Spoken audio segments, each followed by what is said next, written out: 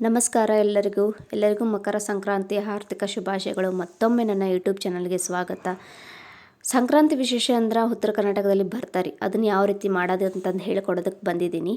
So ಅದಕ್ಕೆ ಬೇಕಾಗಿರುವಂಥ ತರಕಾರಿಗಳು ಸಿಹಿ ಕುಂಬಳಕಾಯಿ, ಗಜ್ರಿ, ಹಾಗೆ ಗೆಣಸು, ಸ್ವಲ್ಪ ಮೆಂತೆ ಮತ್ತು ಬೀನ್ಸು, ಹಾಗೆ 2-3 ಹಸಿಮೆಣಸಿನ್ಕಾಯಿ, ಬದನೆಕಾಯಿ, ಆಲೂಗಡ್ಡೆ, ಉಳ್ಳಾಗಡ್ಡಿ ಸೊಪ್ಪು ಇವೆಲ್ಲವನ್ನು ತೊಗೊಂಬಿಟ್ಟು ಬರ್ತಾ ಹೆಂಗೆ ಮಾಡೋದಂತಂದು ಹೇಳ್ಕೊಡ್ತೀನಿ ರೀ.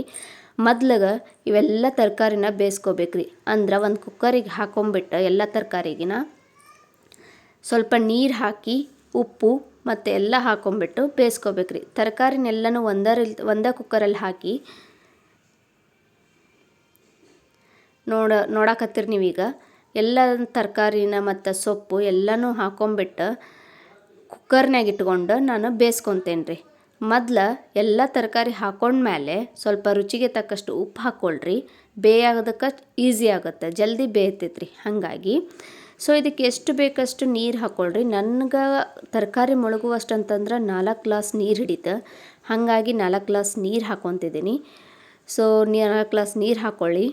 ನೀವು ಚೆಕ್ ಮಾಡ್ಕೊಳ್ರಿ, ಒಟ್ಟು ತರಕಾರಿ ಮುಳುಗಬೇಕ್ರಿ, ಅಂದ್ರೆ ಜಲ್ದಿ ಬೇಯ್ತೈತಿ. ಇಲ್ಲ ಅಂತಂದ್ರೆ ಹಸಿ ಬಿಸಿ ಆಗಿಬಿಡ್ತಾವೆ, ಇಲ್ಲ ಒಂದೊಂದು ಗಟ್ಟಿರ್ತೈತಿ. ಹಾಗಾಗಿ 4 ಗ್ಲಾಸ್ ನೀರು ಹಾಕ್ಕೊಂಡ್ಮೇಲೆ ಸ್ವಲ್ಪ ಉಪ್ಪು ಹಾಕ್ಕೊಂಡೆ, ಅದಾದಮೇಲೆ ಬೆಳ್ಳುಳ್ಳಿ ಹಾಕ್ಕೊಂಡೆ ಮತ್ತು ಜೀರಿಗೆ ಹಾಕ್ಕೊಂಡೆ, ಸ್ವಲ್ಪ ಎಣ್ಣೆ ಹಾಕ್ಕೊಂಡೇನಿ ರೀ. ಇವೆಲ್ಲ ಹಾಕ್ಕೊಂಡ್ಮೇಲೆ ಇದನ್ನು 3-4 ಅಥವಾ 4-5 ಸೀಟಿ ಹೊಡೆಸ್ರಿ. ಸೀಟಿ ಹೊಡೆಸಿದ್ಮೇಲೆ ಈ ರೀತಿ ಬೇಯ್ತವೆ. ಇದು ಚೆಂದಾಗ ಬೆಂದ್ರಣ ಬರ್ತಾ ಮಸ್ತ್ ಬರ್ತೈತಿ. ಇಲ್ಲ ಅಂತಂದ್ರೆ ಗಂಡಿತ್ತಂದ್ರೆ ಮತ್ತೊಮ್ಮೆ ಬೇಯಿಸ್ಕೊಳ್ರಿ, ತೊಂದ್ರೆ ಇಲ್ಲ. ಸೊ ಇದನ್ನು ಸ್ಮ್ಯಾಶ್ ಮಾಡಬೇಕಲ್ರಿ. ಸ್ಮ್ಯಾಶ್ ಮಾಡಬೇಕಾದ್ರೆ ಉದ್ರಾ ಮಾಡ್ಕೊಳ್ರಿ, ತುಂಬ ನುಣ್ಣಗೆ ಮಾಡ್ಕೊಳಕ್ಕೆ ಹೋಗ್ಬೇಡ್ರಿ. ಯಾಕಂದ್ರೆ ತರಕಾರಿ ಒಂದು ಸ್ವಲ್ಪ ಬಾಯಾಗಿ ಸಿಕ್ಕರನ ಚಲೋ. ಸೊ ಇದಕ್ಕೆ ಒಗ್ಗರಣೆ ಕೊಡಬೇಕಲ್ರಿ. ಒಗ್ಗರಣೆಗೆ ಗ್ಯಾಸ್ ಮೇಲೆ ಒಂದು ಬಾಣಲಿ ಇಟ್ಟಿದ್ನಿ, ಅದಕ್ಕೊಂದು ಸ್ವಲ್ಪ ಎಣ್ಣೆ ಹಾಕಿ ಕಾಯಕ್ಕೆ ಬಿಟ್ಟೆ. ಸೊ ಅದು ಎಣ್ಣೆ ಕಾದ್ಮೇಲೆ ಸ್ವಲ್ಪ ಜೀರಿಗೆ ಹಾಕ್ಕೊಂಡೇನ್ರಿ. ಅದಾದಮೇಲೆ ಕರಿಬೇವು ಹಾಕ್ಕೊಂಡೆ, ಒಣ ಮೆಣಸಿನ್ಕಾಯಿ ಹಾಕ್ಕೊತೇನೆ ರೀ. ಭಾಳ ಹಾಕ್ಕೋಬೇಡ್ರಿ, 2 ಅಥವಾ 1 ಹಾಕ್ಕೊಳ್ರಿ. ಯಾಕಂದ್ರೆ ಆಲ್ರೆಡಿ ಅದ್ರಾಗ ಹಸಿ ಮೆಣಸಿನ್ಕಾಯಿ ಹಾಕ್ಕೊಂಡಿದ್ನಲ್ರಿ. ಸ್ವಲ್ಪ ಮತ್ತು ಖಾರ ಜಾಸ್ತಿ ಆತಂದ್ರೆ ತಿನ್ನೋದಕ್ಕಾಗಂಗಿಲ್ಲ. ಹಾಗಾಗಿ ನೋಡ್ಕೊಂಡು ಒಣ ಮೆಣಸಿನ್ಕಾಯಿ ಯೂಸ್ ಮಾಡಿರಿ. ಅದಕ್ಕೆ ಹೌದನಲ್ಲ ಅನ್ನಂಗೆ ಸ್ವಲ್ಪ ಹಿಂಗೆ ಹಾಕ್ಕೊಳ್ರಿ. ಅದಾದಮೇಲೆ ಹುಳಿ ಬೇಕಲ್ರಿ ಬರ್ತದೆ. ಹಾಗಾಗಿ ಸ್ವಲ್ಪ ಹುಣ್ಸೆಹಣ್ಣು ಹುಳಿ ಹಿಂಡಾಕತ್ತೇನಿ.